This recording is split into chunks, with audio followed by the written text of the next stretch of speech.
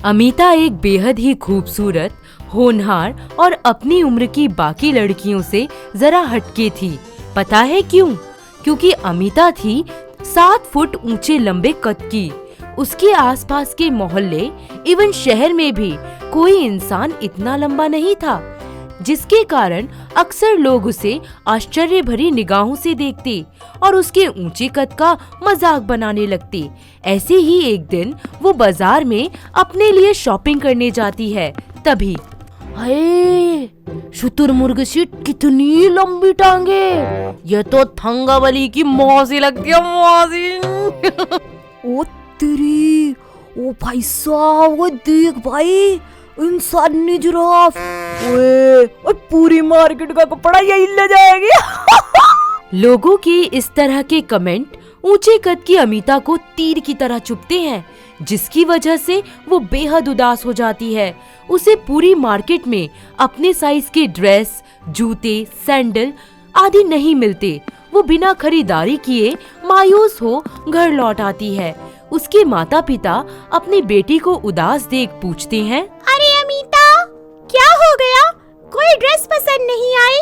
Size देखा है मेरा। आपको लगता है मेरे लायक कपड़े होंगे मार्केट में, तो इसमें इतना गुस्सा करने वाली क्या बात है? क्यों ना हो गुस्सा, कितनी शर्मिंदगी का सामना करना पड़ता है रोज मुझे, मेरी इतनी ऊंची हाइट की वजह से। न ठीक से चल सकती हूँ, न बैठ पाती हूँ, यहाँ तक कि एक दोस्त नहीं है मेरा। क्या हुआ लाडो, हम हैं ना तेरे दोस्त। अब रो मत तू, चुप हो जा, तू तो मेरा बहादुर बच्चा है। फिर भी पापा, आखिर मैं इतनी लंबी क्यों हूँ? सब मजाक बनाते हैं मेरा। मेरे नाप का बेड नहीं है, गाड़ी में बैठने में दिक्कत होती है, सबसे अलग अजीब सी लगती हूँ मैं। क्यों क्यों क्यों? अरे मेरा बच्चा सबसे स्पेशल है, और ये लंबा कद ना तेरी खूबी है, कमी नहीं। ऐसा कुछ भी नहीं है, और आप दोनों मुझे झूठी तसल्ली देना बंद कीजिए। ये लंबा कद मेरे लिए किसी अभिशाप से कम नहीं है। सब ऐसे देखते हैं मुझे मानो तो मैं कोई एलियन हूँ। आज के बाद मैं कहीं नहीं जाऊंगी, हमेशा अपने कमरे में बंद रहूंगी। इस तरह अपने ऊंचे कद की वजह से अमिता बहुत ज्यादा डिप्रेस हो जाती है और सबसे बातचीत करना बंद कर देती है। उसका स्वभाव चिड़चिड़ा हो जाता है। अब वो अक्सर अपने बंद कमरे में ही रहती है।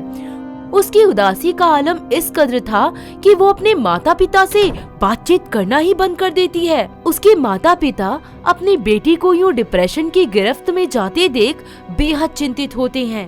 सुनिए जी, मैं कहती हूँ कुछ कीजिए अमिता की इस उदासी को दूर करने के लिए।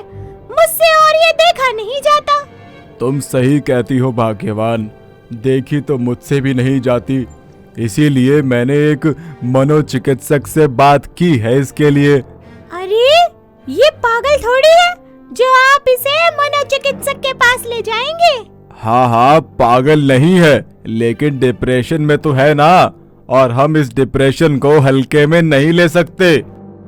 अमिता के पिता का इतना कहना ही था कि मनोचिकित्सक रोहन की उनके घर में एंट्री होती है। अमिता के माता पिता उसके इस ऊंचे कद को लेकर बने अवसाद के बारे में उसे सब कुछ बताते हैं। रोहन सारी सिचुएशन समझ जाता है और फिर क्या शुरू होता है अमिता का खोया हुआ आत्मविश्वास जगाने और डिप्रेशन भगाने का कार्यक्रम। अमिता, दरवाजा खोलो। देखो बेटा, कोई तुमसे मिलने आया है। मुझे किसी से नहीं मिलना, उनसे बोल दीजिए चले जाए यहाँ से। देखिए क्या होगा इसका, दरवाजा ही नहीं खोल रही है, कैसे दूर होगा इसका डिप्रेशन। मैम आप जाइए, don't be panic, I will take care of her. इस तरह अमिता की माँ रोहन को अपनी बेटी के कमरे के दरवाजे के पास छोड़ अपने कामों में व्यस्त हो जाती है तथा मनोचिकित्सक रोहन लगे रहते हैं किसी युक्ति का प्रयोग कर अमिता से इंटरैक्शन करने में और उसका दरवाजा खटखटाने में। अरे अमिता जी, अरे दरवाजा तो खोलिए। अरे देखिए कितनी दूर से आया हूँ आपसे मिलने के लिए। कह दिया ना कि नहीं मिलना है, समझ नहीं आता। मत मिलिएगा किसी से, लेकिन मेरे पास एक ऐसी चीज है जो आपकी हाइट की समस्या हमेशा हमेशा के लिए दूर कर देगी। अरे दरवाजा तो खोलिए आप एक बार। अमिता को मनोचिकित्सक रोहन की बात बहुत अच्छी लगती है। वो उसकी तरफ अट्रैक्ट होने लगती है। वहीं धीरे धीरे रोहन की ट्रीटमेंट थेरेपी उसे डिप्रेशन के चंगुल से बाहर निकाल देती है। अमिता का खोया हुआ आत्मविश्वास जागृत हो जाता है। वो खुद को लंबे कद के साथ खुशी खुशी एक्सेप्ट कर लेती है। मनोचिकित्सक को भी अपनी लंबी कद की ये पेशेंट भा जाती है, इतनी कि वो उससे शादी करने का फैसला कर लेते हैं। अमिता, मैं तुम्हें बहुत पसंद करता हूँ। मैं भी आपको बहुत पसंद करती हूँ Rohan. Will you marry me? पर मेरी हाइट, सब क्या बोलेंगे? अरे शादी मुझे करनी है, सबको नहीं। तुम अपना जवाब बताओ बस। यस। अमिता के हाँ बोलते ही रोहन उससे कोर्ट मैरिज कर लेता है और उसे दुल्हन बनाकर अपने घर ले जाता है। उसकी माँ बिंदिया अपने बेटे के साथ इतनी लंबी बहू को देख बेहोश होकर गिर जाती है। अरे माँ, क्या हुआ? उठिए। सासू माँ, उठिए ना, क्या हो गया आपको?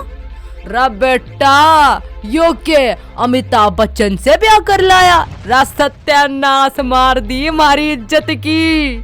सासू माँ, ऐसे क्यों बोल रही हैं आप? रे औरत भी भला कोई इतनी लंबी होती है?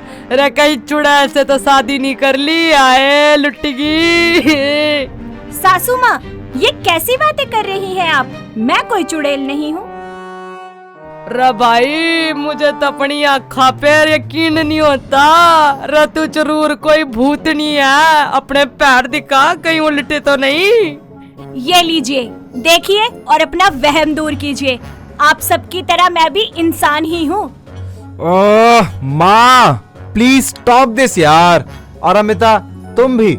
रे बावड़ी तरेड, तुझे शर्म नहीं आती? कतई प्यार में अंधा हो गया, कद भी ना दिखा छोरी का। माँ, प्यार कद काठी, रंग रूप, ऊंच नीच देखकर नहीं होता। और ये जैसी भी है, इसे स्वीकार करो। बहू है आपकी। रे तन्ने तो थू थू करा दी सारी बिरादरी में। इस ऊटनी से शादी कर लाया। अपनी सास बिंदिया के ताने सुनकर एक बार फिर अमिता को अपने कद को लेकर निराशा घेर लेती है। समय बीतता जाता है। अमिता की सास आए दिन अपनी बहू की हाइट को लेकर उसे कोसती ही रहती है, जिसके कारण अमिता फिर से डिप्रेशन में जाने लगती है। वो घर के सारे काम निपटाने के बाद अपने कमरे में बैठी रो ही रही होती है कि तभी अचानक उसके मोबाइल की रिंग बजती है। Hello, may I speak to miss Amita? जी हाँ जी, कहिए, अमिता ही बोल रही हूँ। Ma'am, we are from Guinness world record. आपके लिए बहुत बड़ी खुशखबरी है। जी, वो कैसे? मैम, आपके लंबे कद 7 फीट की वजह से आपके नाम वर्ल्ड्स हाईएस्ट वुमेन का गिनेस वर्ल्ड रिकॉर्ड दर्ज किया गया है। आप with family Talkatora stadium Bajrangpur में आ जाइएगा, आपको सम्मानित किया जाएगा। अमिता अपने नाम दर्ज 7 foot world's highest women in the world record के बारे में अपने पूरे परिवार को बताती है तथा उनके साथ तालकटोरा स्टेडियम जाकर ये सम्मान प्राप्त करती है। अखबार में उसका फोटो छपता है। अब उसकी सास बिंदिया को भी अपनी लंबी बहू पर गर्व होता है। साथ ही उसके लंबे कद की वजह से पूरा देश गौरवान्वित होता है। अब सब लोगों को ये बात समझ आ जाती है कि किसी की कद काठी का मजाक नहीं बनाना चाहिए। ना जाने कब कौन क्या अजूबा कर दे। अगर आपको ये वीडियो पसंद आया हो तो इसे लाइक कीजिए, चैनल सब्सक्राइब कीजिए और कमेंट करके बताइए कि भविष्य में आप कौन सी कहानी देखना पसंद करेंगे।